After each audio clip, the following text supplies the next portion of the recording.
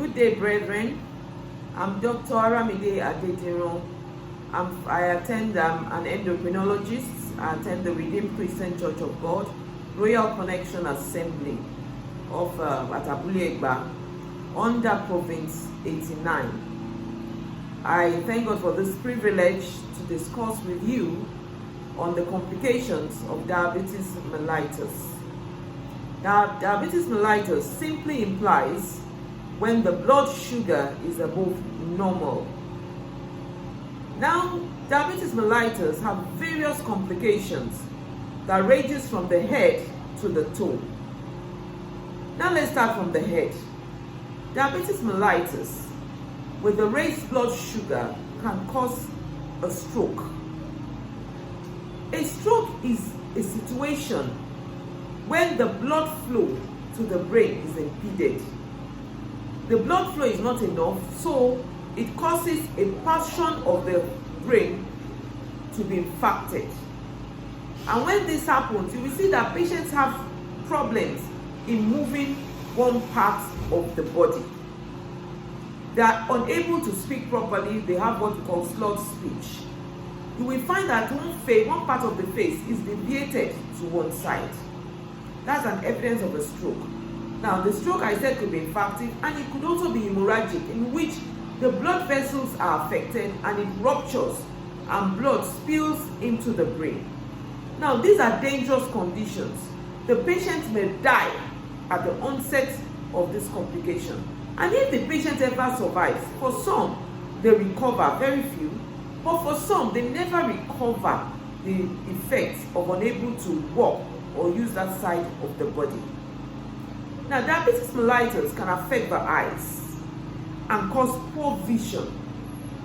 The vision could be so poor that even the ophthalmologist will not be able to reverse it. Diabetes mellitus can eventually cause blindness in patients that are not well controlled. So we see these things and find out that it's very important that we use our drugs when we are diagnosed to have diabetes mellitus, and to come for regular follow-ups in the hospital. Diabetes mellitus can affect the heart in such a way that there will be deposition of some elements in between the muscles of the heart and cause weakness of the muscles of the heart. The muscles of the heart become flabby and not able to function adequately by pumping blood adequately out of the heart.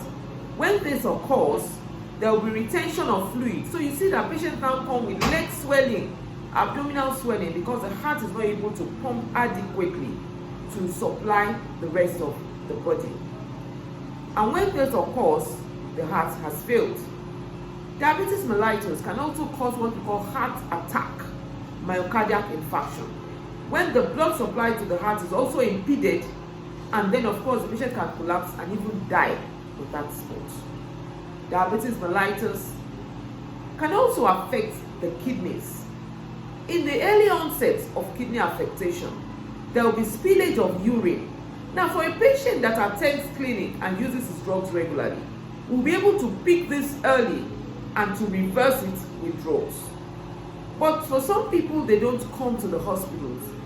This proceeds and eventually leads to failure.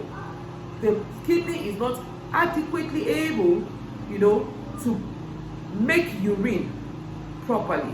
2, the kidney has a hormone called erythropoietin that helps the production of red blood cells. When the kidney fails, erythropoietin is not produced. Of course, the patient will now come down with anemia. Diabetes mellitus, on the other hand, can affect the vessels that supply the limbs, the lower limbs. When it does that, the supply to the limbs is impeded, is not adequately supplied. Now, patients now present, they complain of numbness in the leg. They complain of pins and needle sensation. And then, of course, you, doctor, cannot palpate the vessels of the legs. When this happens, any injury to the leg, the patient doesn't know because the patient has lost sensation also. When this happens, the wound continues to progress and affects the bones of the legs. And these, by the time they are seen by the orthopedic surgeon, they may not be able to salvage the leg anymore and have to amputate the leg. So when you see a lot of amputees, it's not as a lot of only accidents. Diabetes mellitus has increased the incidence of amputation in patients with diabetes mellitus that are not properly cared for. Now, diabetes mellitus can also affect the liver. You wonder the liver.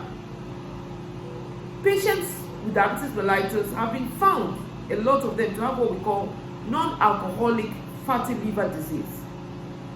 This is a condition in which the fat is accumulated, the deposit in the liver. In the early stage, if the patient is found, it is a reversible condition.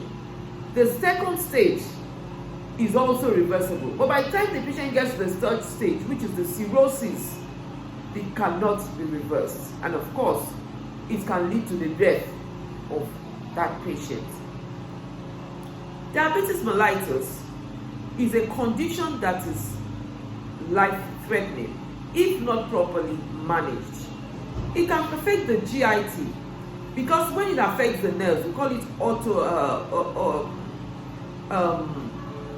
it affects the nerves, autonomic neuropathy, and when this happens, the gut is not able to move adequately. So you see patients come down with constipation or with diarrhea regularly. When this occurs, of course, most patients have poor blood sugar control. So with good control, they are able, to have a proper lifestyle. Lifestyle modification and drugs is important in managing diabetes mellitus. It is better to err on the side of caution and manage adequately. Thank you.